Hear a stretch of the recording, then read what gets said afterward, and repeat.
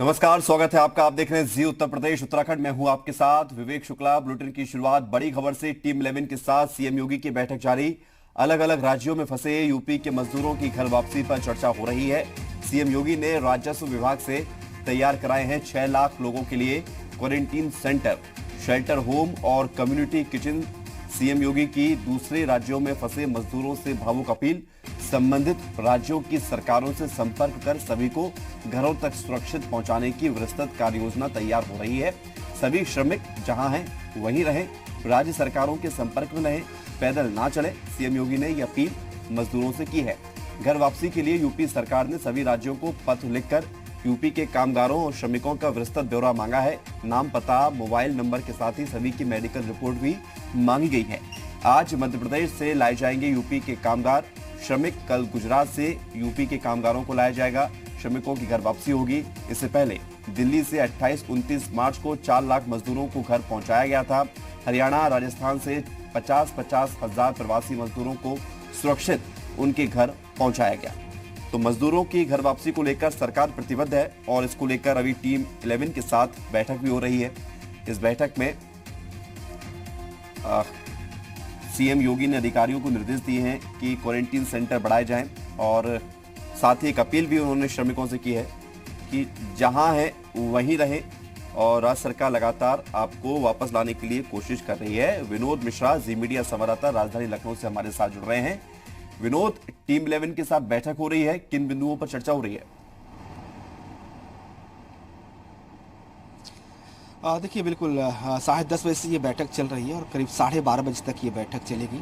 कहा यह जा रहा है कि आज जो फोकस है इस बैठक का वो जो मजदूर और श्रमिक है, प्रवासी हैं जो उत्तर प्रदेश से के बाहर के राज्यों से हैं, उनको वापस लाने की रणनीति को लेकर चर्चा हो रही है। हालांकि मुख्यमंत्री ने पहले भी इससे कोशिश की है। आपको याद होगा कि 28 और 29 को करीब 2 दिन मिलाकर करीब 50,000 मजदूर जो हैं वो हरियाणा, राजस्थान से उत्तर प्रदेश लाए गए हैं। उनको अलग अलग क्वारंटीन सेंटर में रखा गया है।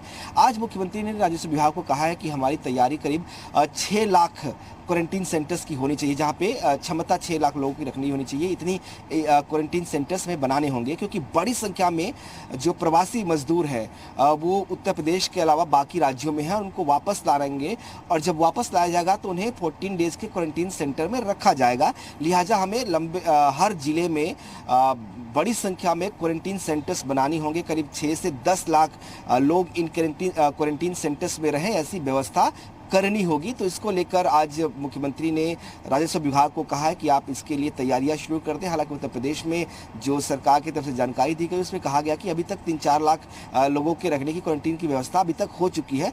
इसको आंकड़े को 10 लाख तक पहुंचाना है।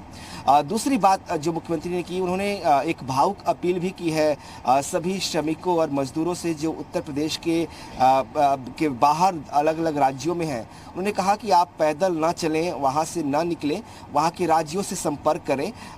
सरकार आपको वापस अपने राज्य, अपने घर लाने की व्यवस्था में लगी हुई है और जल्द ही आपको वापस लाया जाएगा। आप बस अपना ख्याल रखें, कुछ दिनों की बात है और जल्द ही आपको वापस लाया जाएगा।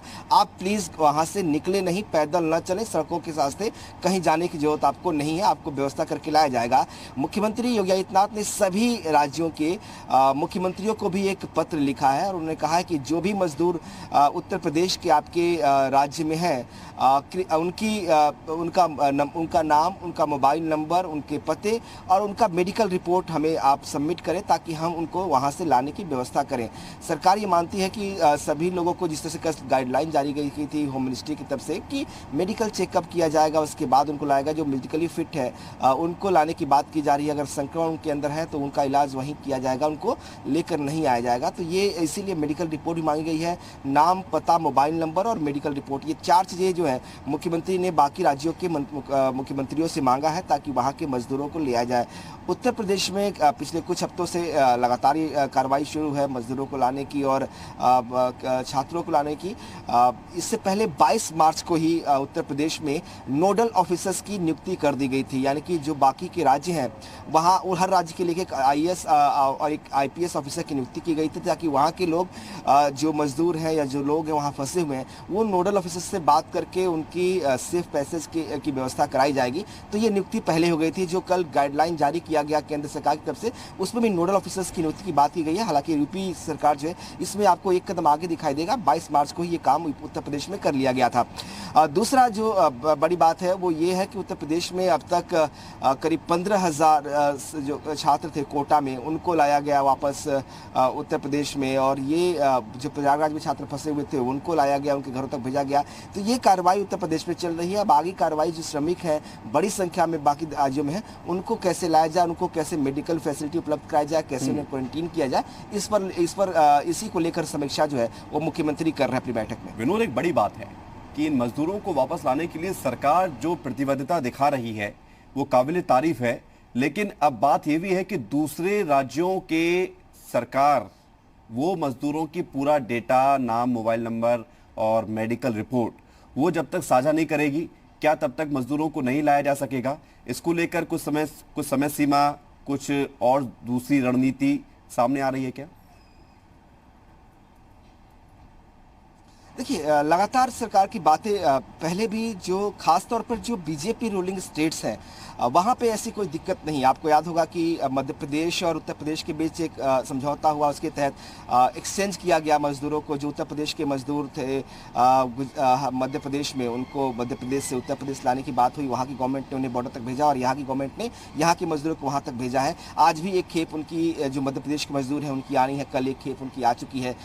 कल जो है गुजरात में जो मजदूर फंसे हैं उत्तर प्रदेश के, उनको लाने की बात की जा रही है, वो आएंगे। वहाँ पे उनकी सारी तैयारियां जो वहाँ की स्टेट गवर्नमेंट ने की है। तो जो बीजेपी रूलिंग स्टेट्स हैं वहाँ से अब तक कोई ऐसी समस्या नहीं हुई है। वहाँ पे तैयारियां पहले से ही डाटाज की कर ली गई है। जो स्टेट गवर्नमेंट के जो बड़े सोर्सेज हैं उन्होंने बताया, जो मुख्यमंत्री ऑफिसर्स में तैनात ऐसे लोग हैं वो बता रहे हैं कि मैक्सिमम जगह हमारी तैयारी पूरी हो गई है और हम उसके लिए, स्टेट गवर्नमेंट हमें सहयोग भी कर रही है। कुछ एक दो राज्य ऐसे हैं जहाँ थोड़ी दिक्कतें हो सकती हैं, दूर के राज्य हैं जिनका बॉर्डर्स जो है उत्तर प्रदेश से बहुत दूर है, काफ़ी लंबा सफ़र तय करना पड़ सकता है, तो उसके लिए बात हो रही है। लेकिन चूंकि कल सेंट्रल गवर्नमेंट ने, होम मिनिस्ट्री ने एक गाइडलाइन जारी कर दी है, तो हर स्टेट को करना ही होगा कि आपके यहाँ जो मजदूर बाकी राज्यों के हैं उनका एक डेटा तैयार करके उन राज्यों को आपको बता देना होगा कि हमारे पास इस राज्य के इतने मजदूर हैं, वो अब वहाँ से लाया जाएगा। और वही डेटा एक्सचेंज चूंकि होगा सबको, तो सबको पता चल पाएगा हर राज्य को कि उनके कितने मजदूर किस स्टेट में है और कैसे उनको लाना है। तो उसके लिए उन राज्यों से बात की जाएगी। इसके लिए नोडल ऑफिसर्स की तैनाती की बात भी की है